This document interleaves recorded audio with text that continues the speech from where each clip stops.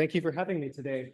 This presentation is actually a web page. So if you want to see it on your own device, you can scan that QR code or follow the URL. It'll be around afterwards too. So if you want to go review anything, you can do it that way. Let's see. Whoops. Okay. So today I'm going to be talking about mainly Chusheng again. I'm sorry for the kind of repeat in content. There's a little bit of overlap between things we've already discussed. But it's going to be talking about the post-coda hypothesis and then a few modifications to it. Then reviewing how obstruents with S interact with traditional sources of Old Chinese, so Shijing and Xiesheng, which we've kind of done a little bit. A quick discussion about post-codas and the typology and the neighbors of Old Chinese, so in trans-Himalayan languages and Austroasiatic. Then revisiting the Vietic evidence, other loan words in the region that are from early like Han Dynasty-ish period Chinese, and then a little bit of transcription evidence. All right.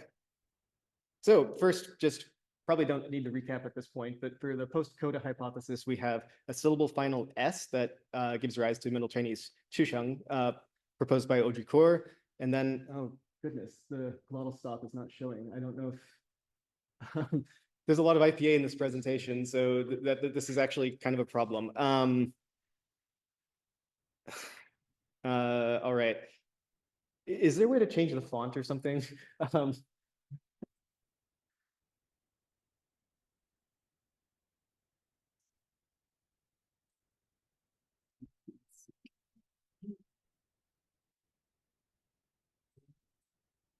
Maybe in preferences?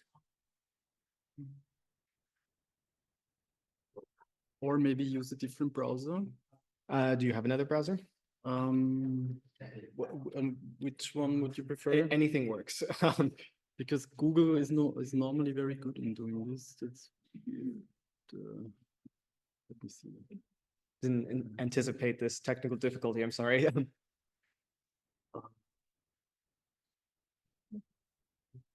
Should actually be and maybe it'd be appearance.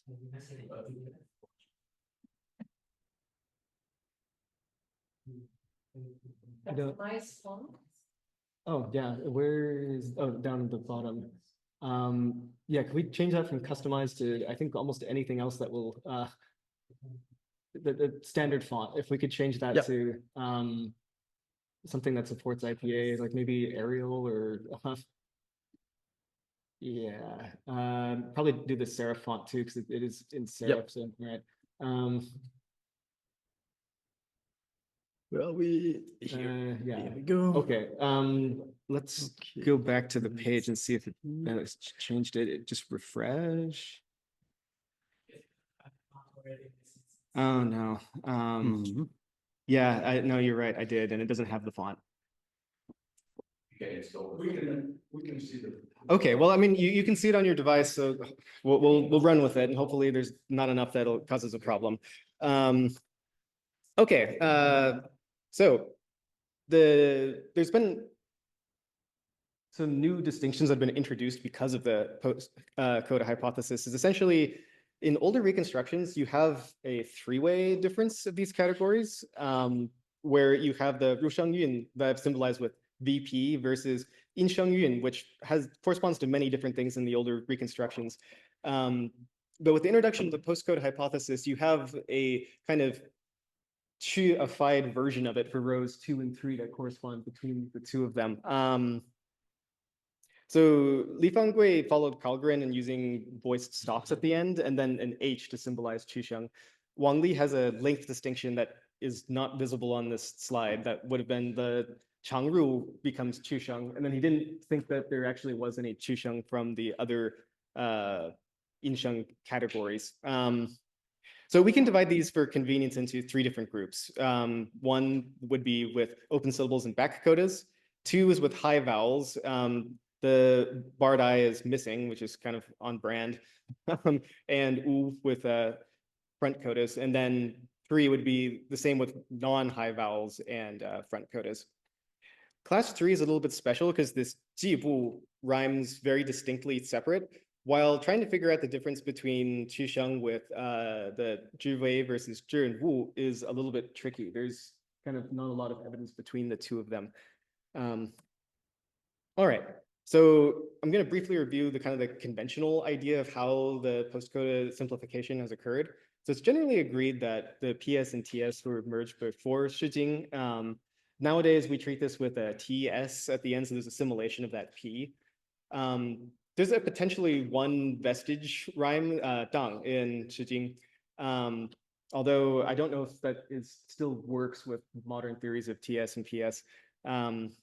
After that, we have merger of what I'm calling class 1. So this is with the back codas. These also have merged in Shijing. So you don't really see distinctions in rhyming. And interestingly, Haudricourt actually observed this when he first proposed the post-coda hypothesis.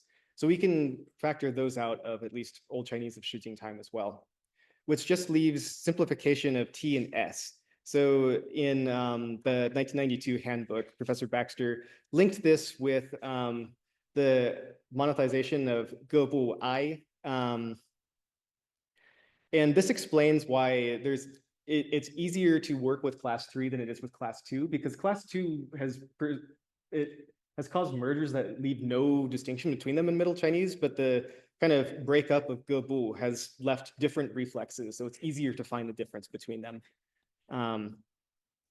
So the monetization of I is something that has been the topic of discussion here, and I've given a little more of a conventional date based on South Coblen's analysis of Chang'an rhyming, which is closer to the 1st century AD, but it may well have happened earlier than that, and it's something that we should continue to research. But anyway, after that change, we have debuccalization of S to H. This wasn't in the 1992 handbook, but it's important to still factor in, even though it's a surface level change, because in Vietic languages, we typically find an H for the class 1 I'm talking about, the back codas. Strosten also places this much earlier in time because he has PS and TS merge into a tia sound. There should be a curly C after that. Essentially, because he doesn't treat the S as an independent segment there, it doesn't debuccalize, and then you get this kind of difference. We can write these formally with these sound changes. I've only added one additional change, which is number 3 there. Essentially, you have back vowel breaking before coronal codas. This is important for like gebu, so you have oi becoming y first, and then it follows the regular changes in I monetization. Okay, so my proposal today is that instead of having all these sound changes, what we can do instead is essentially treat it so that at least by the time of Shijing, these are synchronic strategies to avoid complex codas and word level phonology. Simplification has already occurred or might not have existed to begin with. So after sonorant codas, we have H and then what should be a glottal stop there, and they mirror each other. So you can only have glottal codas in the post-coda position. Elsewhere, we have H and S in the WH2 from the case where you have labiovelar codas.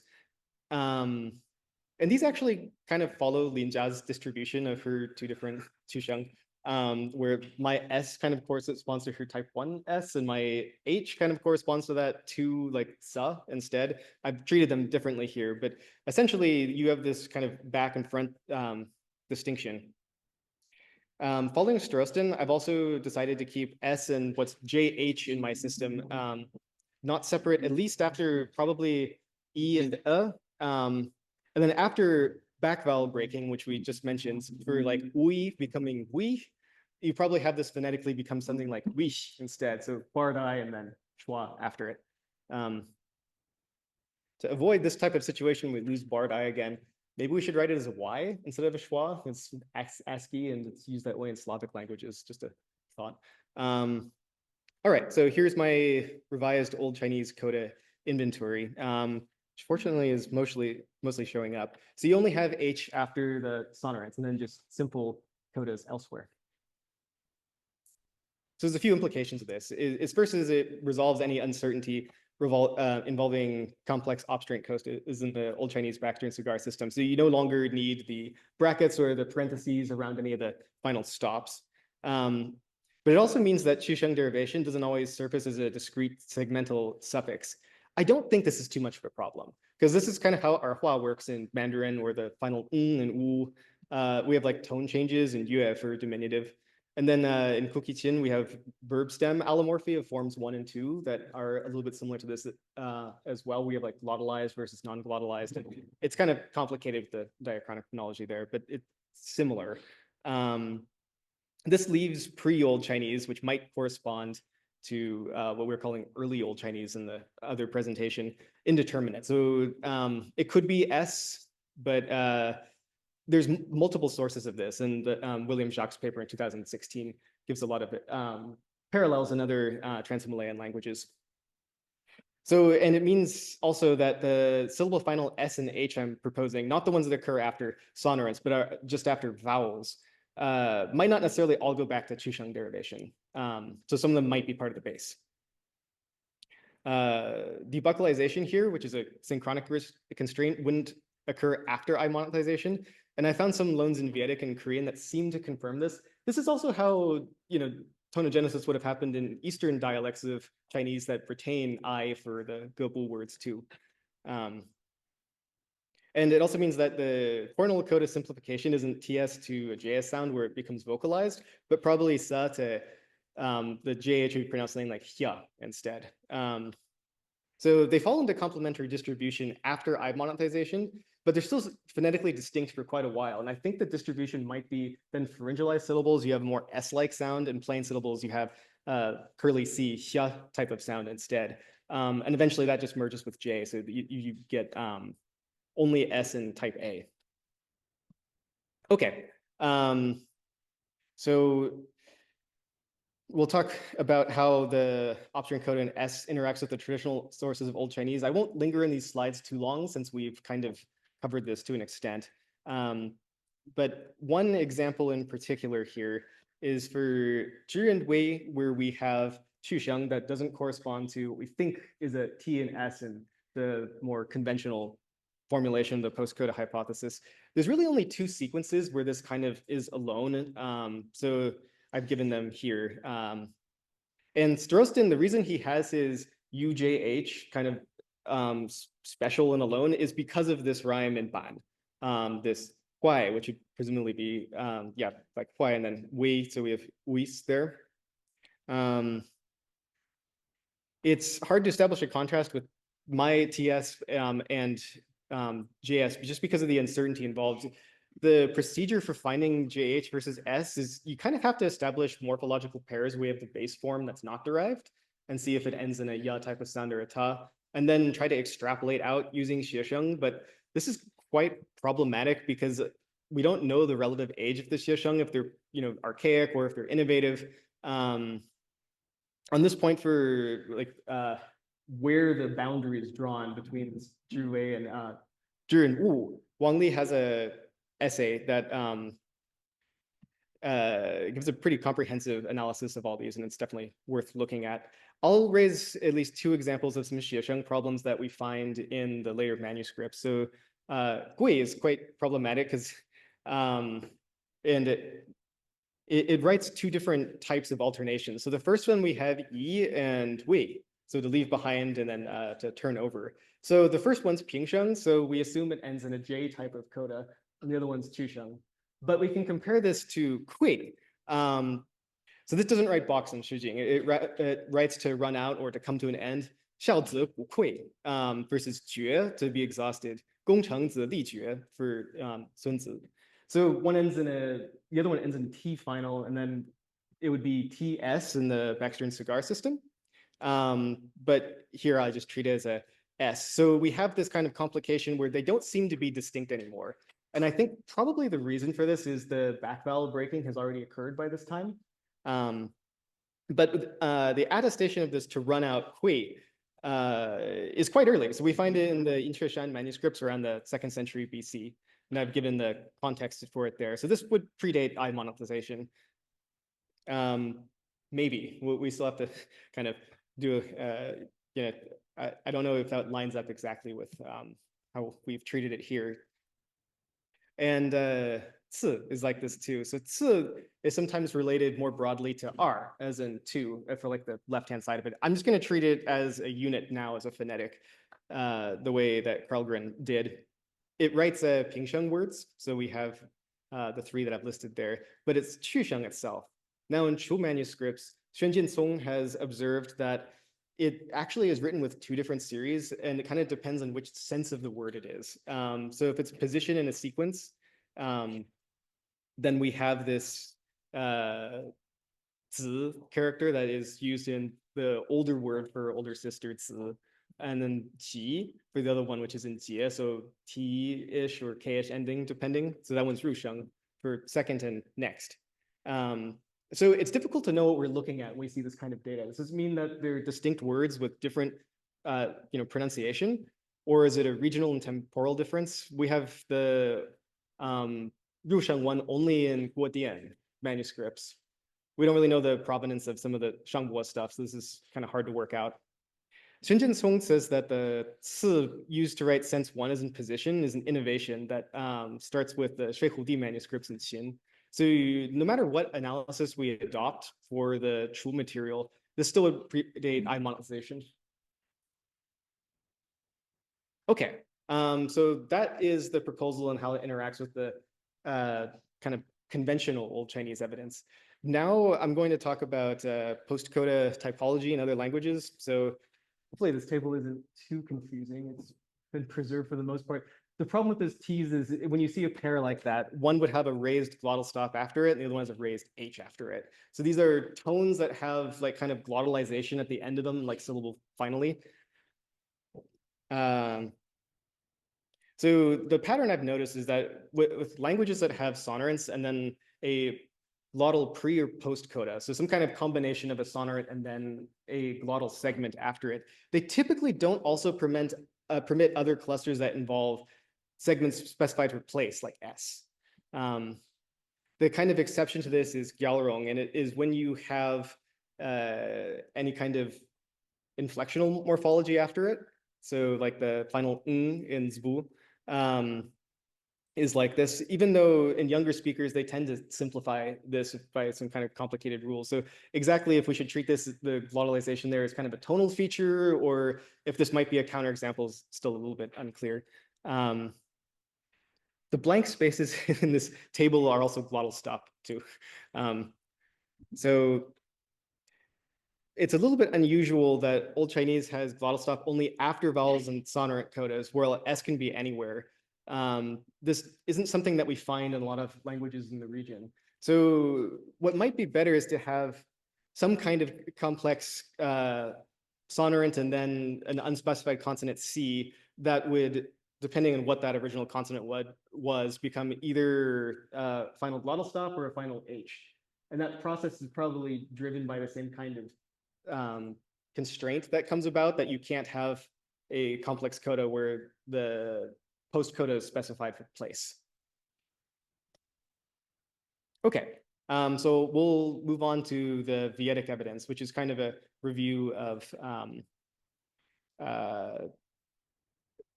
Haudricourt's original work and some other more recent developments.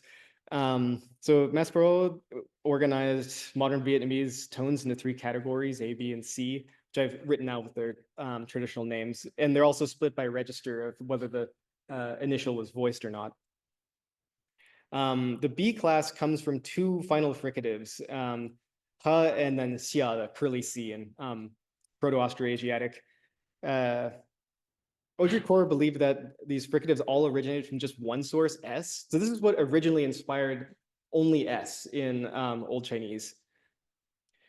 C comes from glottal stop, other stop codas, and then glottalized sonorant codas.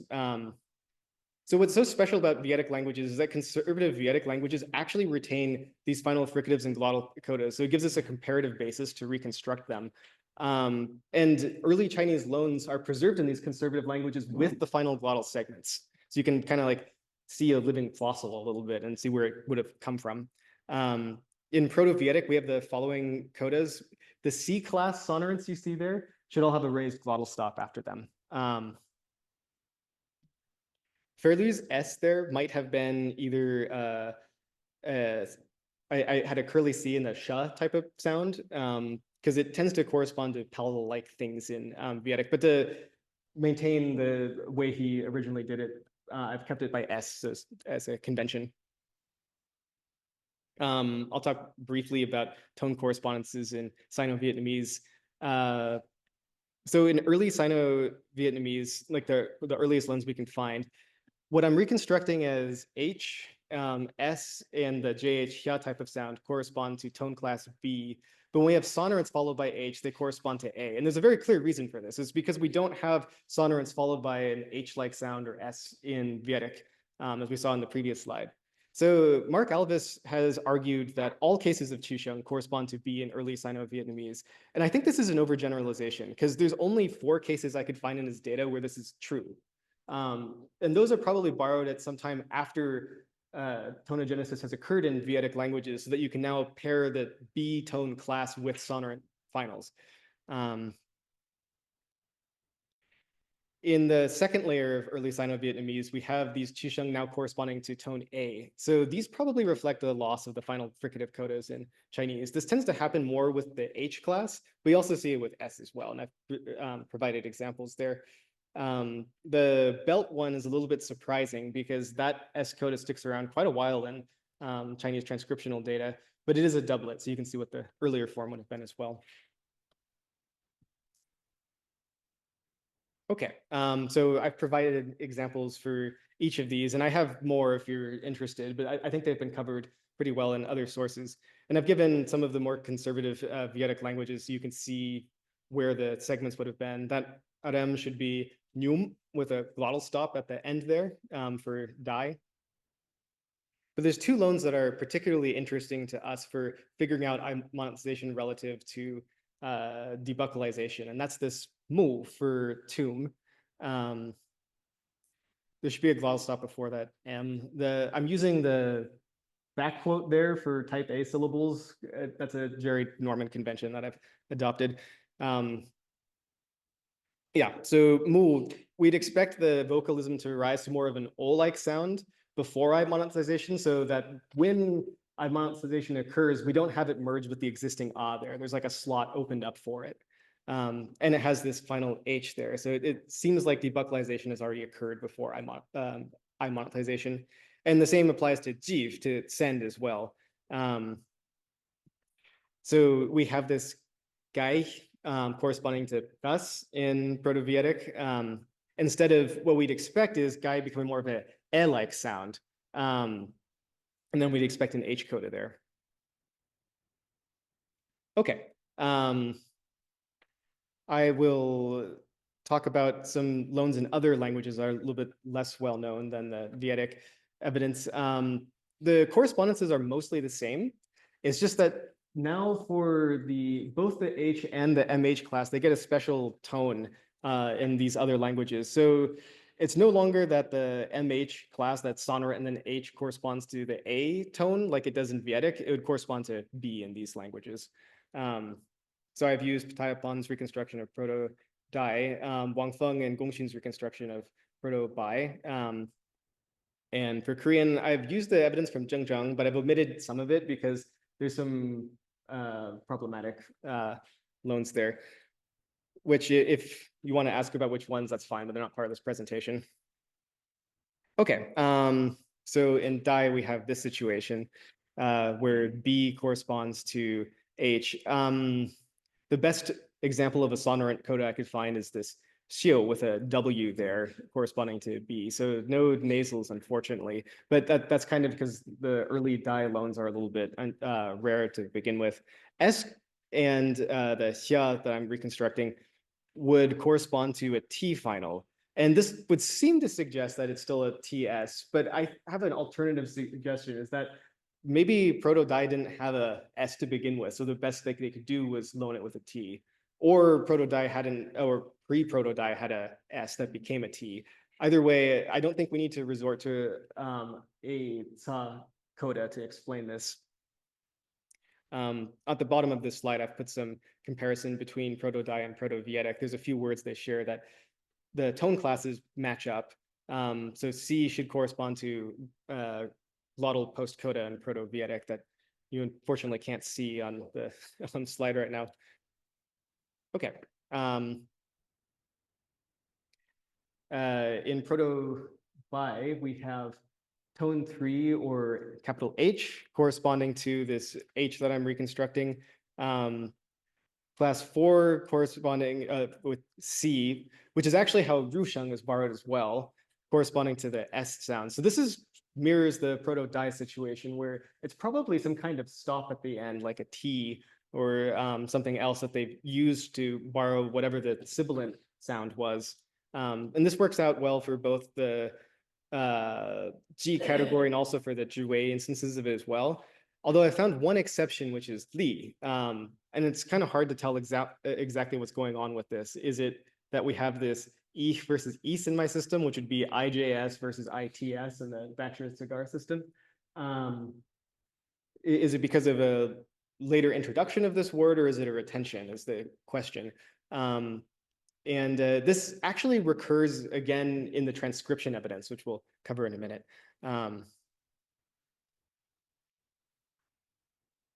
Okay, so for the Korean, which is unfortunately a little bit garbled, we have no segmental reflections of the Old Chinese post-coda H or after the vowel H. Although some K words do correspond with a H after vowels in Middle Korean. Now, these loan words are probably a little bit late, but it just shows that even though there was a segment to loan those final H's with in Korean, they didn't loan it that way. So tonogenesis had probably already been in progress when Chinese loan words were introduced to Korean.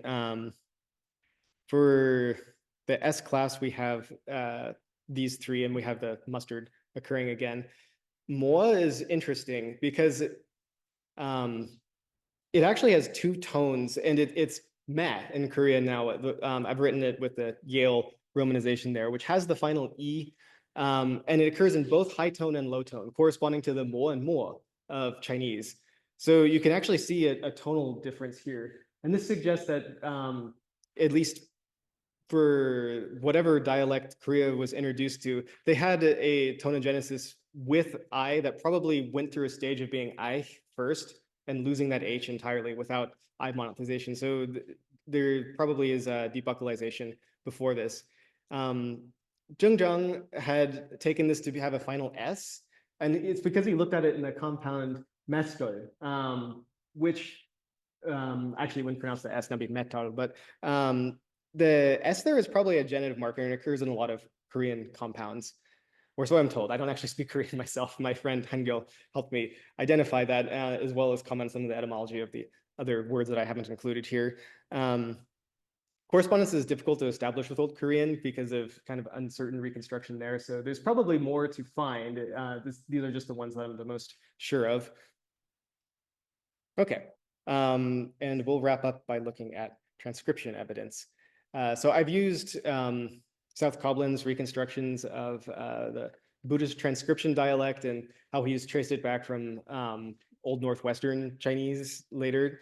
And the reason I've done this is because these reconstructions deal particularly with transcriptional material. I think a lot of times because they're tailored to that data, they work a little bit better than the Schussler reconstructions that sometimes people try to use. So I'd recommend using his system for these particular this particular data set. So he reconstructs this capital C, which would be a xia-like type of sound, is one of the values he recommends that also corresponds to the S and JH, probably merge with each other, both in the Zhiwei category and in with the Ji.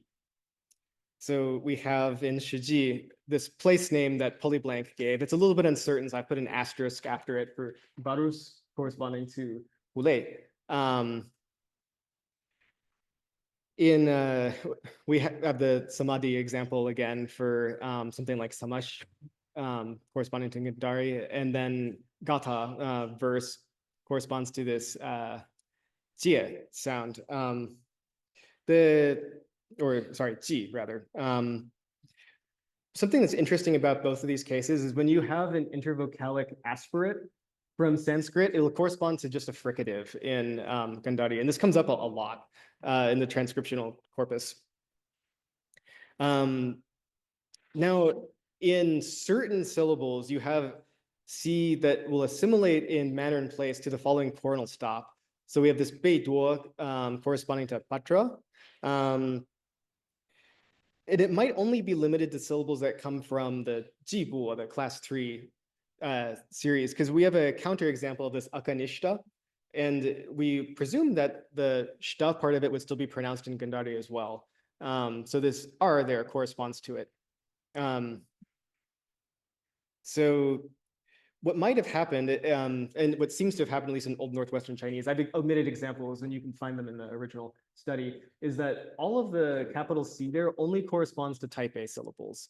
And then you just have nothing elsewhere. So even in groups that are like rhyme classes that are from ji, like shi, or I guess it's also ji, but like shi jie the shi from ji bu and ji yun and jie yun will not correspond to where you have a sha anymore in the Old Northwestern Chinese. In any kind of like medieval evidence, it's gone.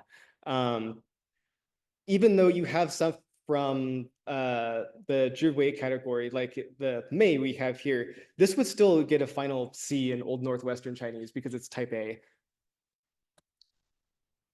H doesn't usually occur in transcriptions. There's very few cases of it. And there's a lot of counterexamples where they've used a H word potentially. So this shua there, it could also be shua, but if it is a shua, then it doesn't render any kind of segment in the Sanskrit. And then abhivati to the zhi there at the end isn't rendering any kind of final S. Gaofu for Kabul, which is also a little bit uncertain, isn't matching any segment either. I guess you could argue it's L, but we again don't know what the donor was of this form into Chinese, so who knows if the L was actually pronounced there. Probably the strongest counterexample I've been able to find is this shahi for xie, and then the well-known fan for Brahmin. But again, the Gandhari form might not have had the series there where we have like the H and the M together, so it's a little bit uncertain. Interestingly, this li and zhi corresponds to this category that I'm arguing has merged, the S and the hya type of sounds, even though we have a contrast with the R and akanishta. So again, we have a problem where we need to decide if this is a retention of like a E versus East distinction, or it's conditioned by retroflex initial. So this is a tra and a gra type of sound in Old Chinese. So maybe it's kind of effect on the vowel that didn't parallelize whatever came after it. So it wasn't an ish type of sound, more of an ich type of sound. All right. So to wrap up, I've put the Old Chinese coda inventory again. We're missing the glottal stop that should come after the second row there. So rhyming evidence, at least in Shijing, and phonotactics of neighboring languages don't really support having a glottal post-coda. So we don't need to reconstruct the TS and stuff, at least I should specify what I mean by Old Chinese is the Shijing period Old Chinese, at least. I guess if we call things beyond that Old Chinese as well, then it might be acceptable. Apart from the changes related to I monetization, the pre-tonogenesis Han situation can more or less be projected back without modification. So the most complicated changes involve where you have a J coda and an H and the boundary between that and S. And it calls for a reordering of the changes too. So we have obstruent coda simplification at some stage before Old Chinese, and it's still reflected in morphological alternations, as well as this debuccalization. And I think a merger of sa and xia is in progress before I monetization as well. What this boils down to is it's not completely, redoing the whole PostCod hypothesis. It's more of a difference in opinion on, how to reconstruct Old Chinese. As I've defined it here, any kind of archaic morphological or xiesheng alternations should be confirmed by patterns in rhyme text to be called Old Chinese as I've defined it. But if we treat the earlier stages Old Chinese or call it pre-Old Chinese, then it might be possible to argue for those there. I just think we should make this distinction so when we start getting into the territory of more internal reconstruction, by figuring out what the base form of a Qiusheng word is. It's important to distinguish that for readers that might want to use the system to work with higher levels of comparison or loans in other languages, or even researchers in paleography that want to have a rough and ready Old Chinese system, but don't want to deal with all the uncertainty of the earliest possible reconstructed form. Okay, my references are here, and I think okay, it's not scrollable on this browser, but there's a lot more than that. I think if you see it on your own computer, you should be able to scroll this box and see all of them. So that wraps up the discussion. I'll open the floor for questions. Thank you very much.